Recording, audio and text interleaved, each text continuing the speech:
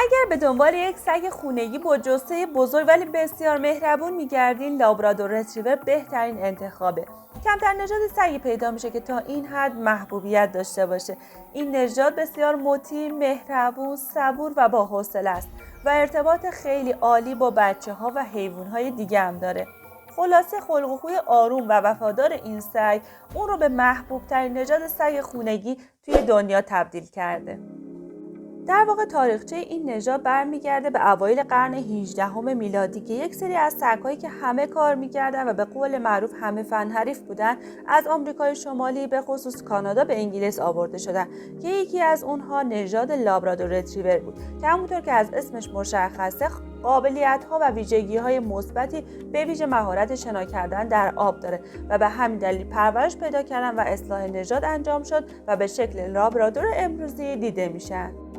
جالبه بدونید لابرادورها به سگ تفنگی مشهور بودن و در شکار بسیار مهارت دارن. زمانی که شکارچیان اردک و ماهیگیران به دریا میرفتن، این سگ‌ها اونا رو همراهی میکردن و شکار رو از توی آب براشون پیدا میکردن و پیش صاحبشون میآوردن و این نژاد عاشق همراهی کردن آدم هاست و همین خاطر به همدم فوق‌العاده تبدیل شده و امروزه از این نژاد به عنوان سگ راهنما، سگ‌های حیوان خونگی عالی، سگ‌های ردیاب برای مأموریت‌های نظامی، امداد، نجات و سگ‌های شکار و نمایشی هم استفاده میشه و بسیار محبوبیت دارن.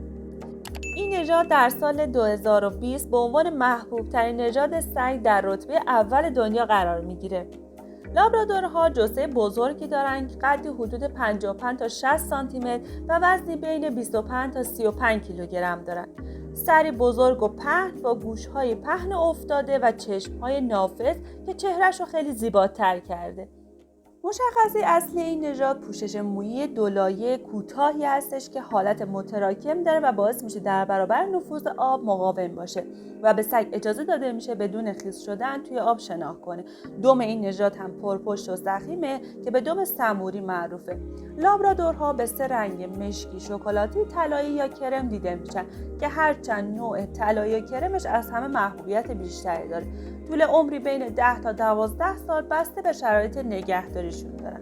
این نژاد مورد علاقه خیلی از افراد معروف هست، از جمله کریستیانو رونالدو که اکثرا میشناسید، یکی از موفق ترین و برجسته ترین بازیکن‌های فوتبالیست دنیاست که رونالدو علاوه بر توانایی‌های فوتبالی بی‌نظیری که داره، زندگی و شخصیت او هم نیز جالب و تحسین برانگیزه.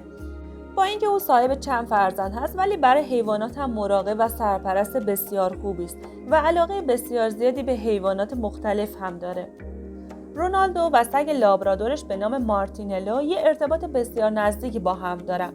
مارتینلو سگ لابرادور زردرنگی است که رونالدو زمانی که در باشگاه رئال مادرید بازی می‌کرد به عنوان هدیه از یکی از همکارانش دریافت میکنه.